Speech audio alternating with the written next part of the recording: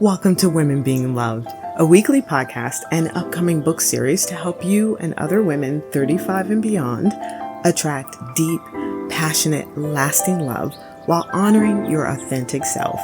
I'm Tadra, your host. Hello, lovelies.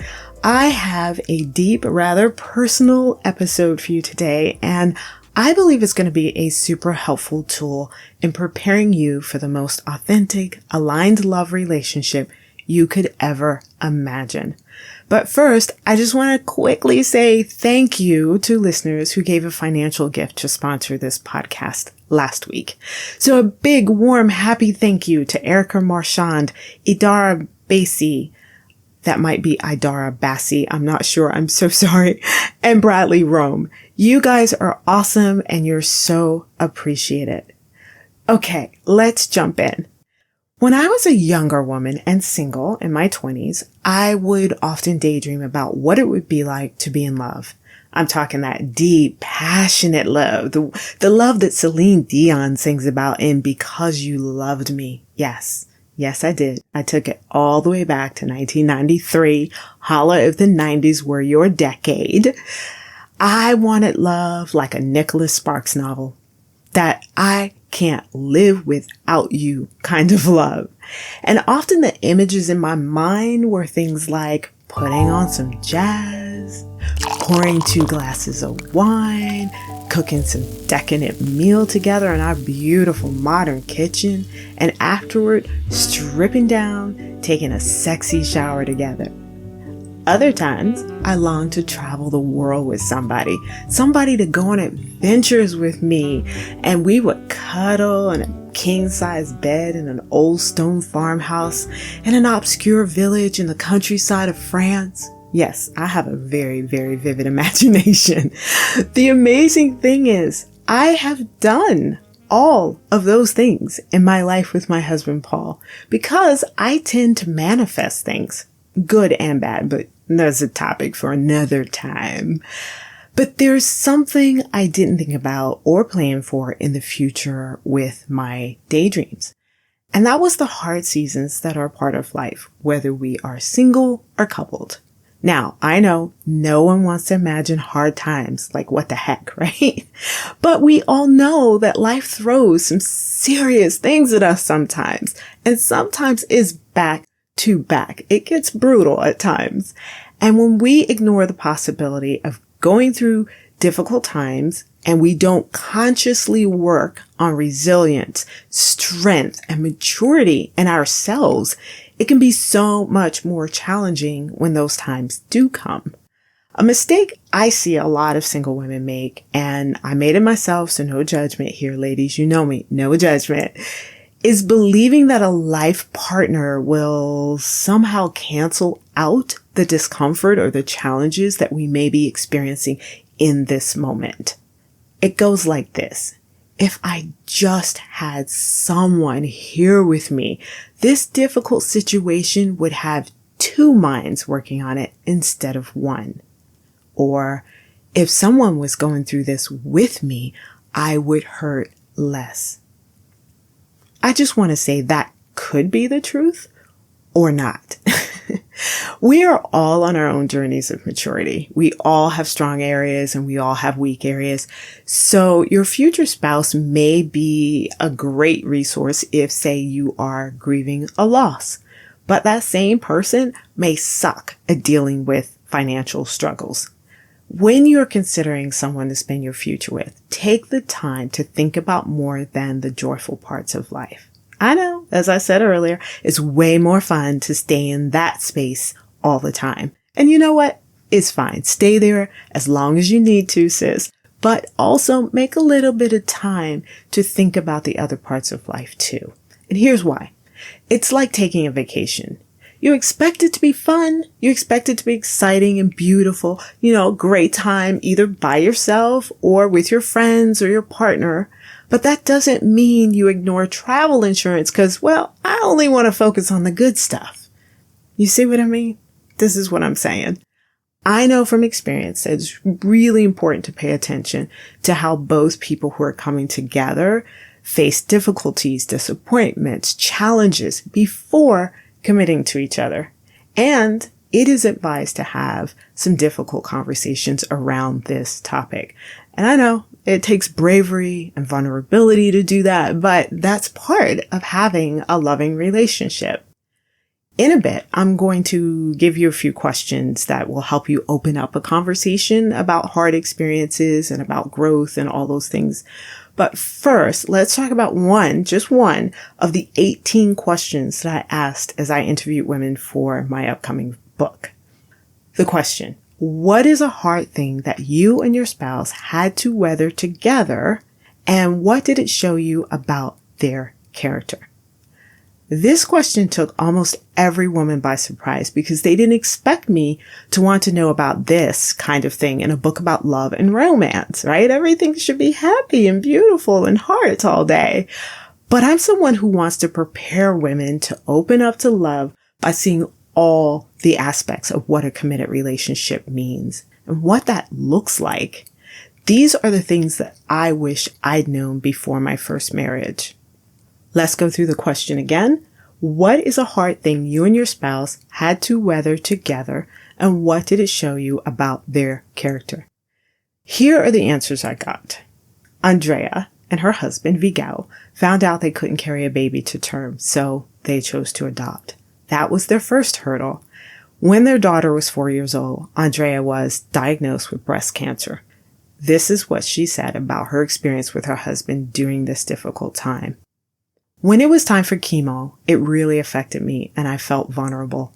I'd always thought I had to be perfect to be loved, and Vigao was incredible at proving that wasn't necessary.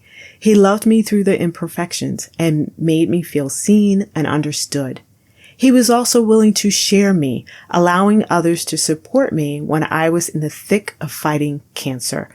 He sent plane tickets to my closest friends to come out and be with me. Some men wouldn't want others around because they'd want to do everything themselves, be the hero. But I love that my husband knew it would be special for me to have my community there. The next one, Nicole, another lovely woman I interviewed, she told me, during the pandemic, I lost my aunt, my grandfather, and my biological father in very quick succession, like in just a couple of months. I had a really hard time with it, obviously, and my husband was really supportive in ways that I didn't know I needed, but that were very authentic to who I am. I'm not one to cry a lot, and I don't respond to certain things in ways that you'd expect someone to. The day my dad went into hospice, my husband took me axe throwing because he knew I couldn't sit around crying and not knowing what to do. I couldn't be in the house looking sad and waiting for the worst. My husband understood that and helped me through it in a way that spoke to what I needed. Many of the women I spoke with had personal health issues or aging parents with health issues. Others had job and career-related stresses, like navigating a cross-country move for one partner's job when the other partner really loved where they were living, really loved their community. Losing an income source for a season can also cause stress on a relationship. Right now, my husband and I are in a difficult financial space, and I know a lot of couples are. Also, being back in the U.S. has been incredibly hard for us emotionally, although we are both Americans. Thankfully, we have both worked so much on building emotional maturity through therapy, ongoing mental exercises, books, podcasts, meditations, so we can recognize when we are stretched too thin, being emotional, and we don't take our stress out on each other. Like everybody, we have small slip-ups, where we snap at each other, but we always apologize and point out, hey, you didn't do anything wrong. I'm just on edge. Or, this is what you did that upset me, but I didn't handle it correctly, so can we please talk? And sometimes, we just need to find a space to meditate, go for a walk, or something on our own to recalibrate and then come back together. In the 15 years that we've been together, we've experienced the loss of parents.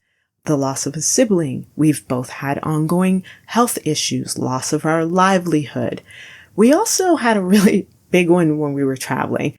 We had to figure out where we were going to live for a year because we were nomadic. If you don't know that, if that's your first time here. My husband and I traveled Europe as nomads for 3 years.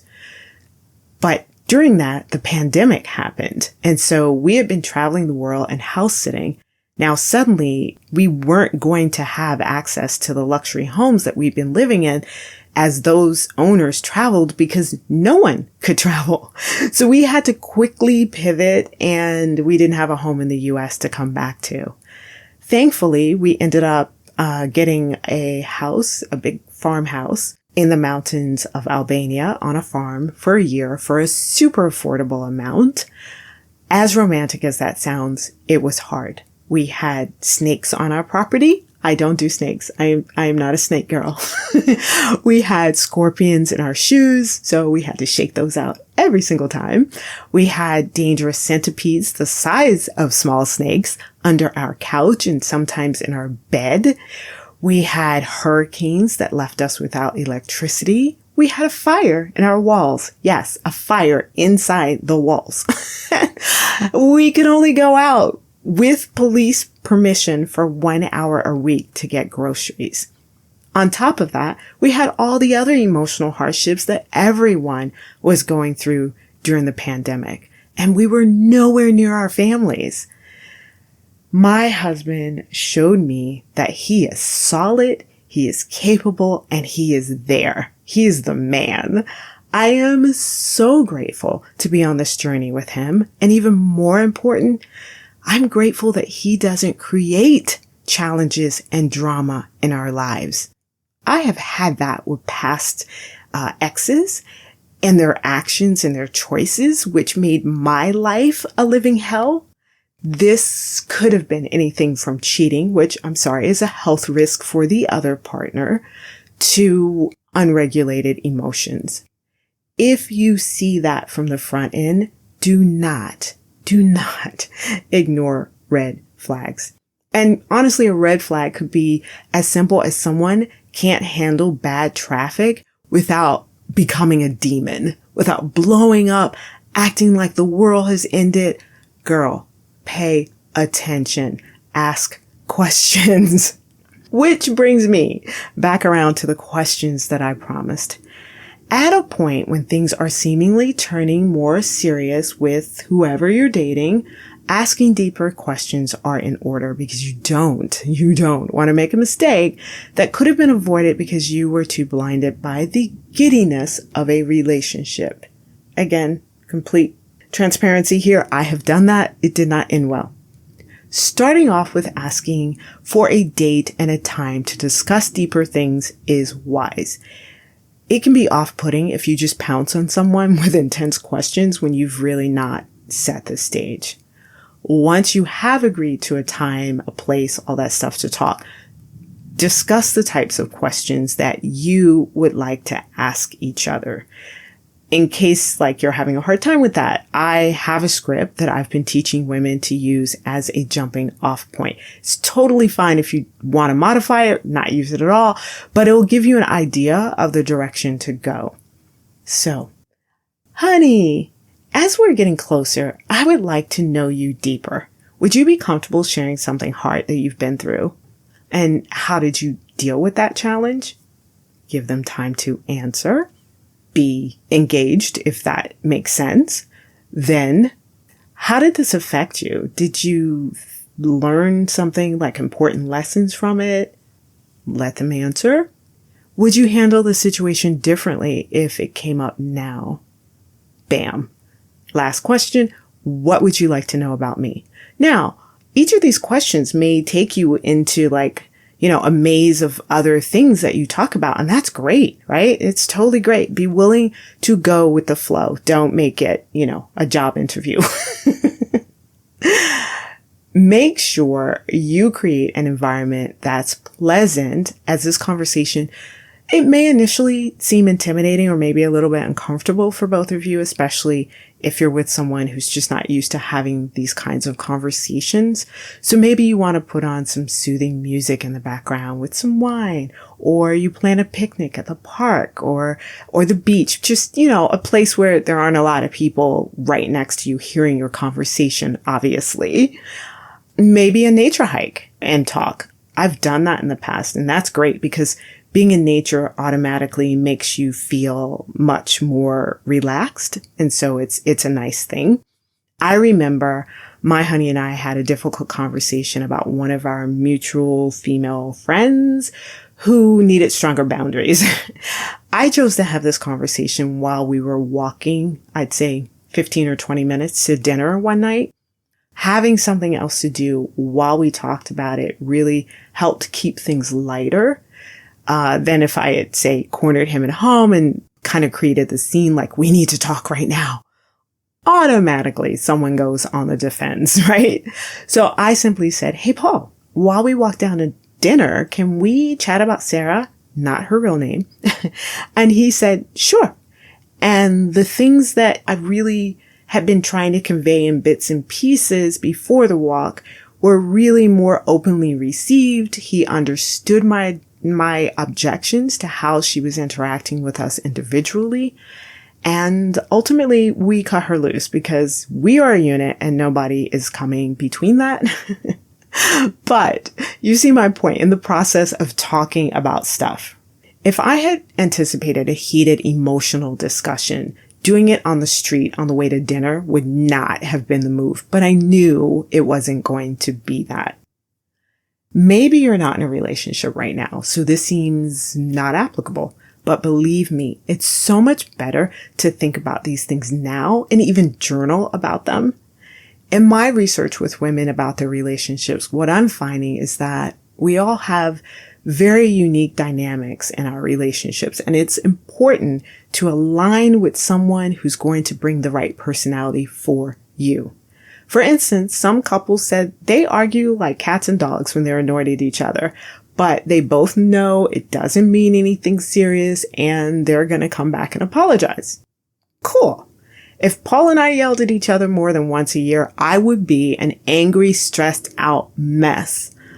I had a lot of volatility in my formative years as a little kid, and I refused to allow anyone to yell at me, make me feel anxious. Even if they're not being threatening, my sympathetic nervous system is just going crazy if someone's yelling at me. So our marital dynamics are not like that.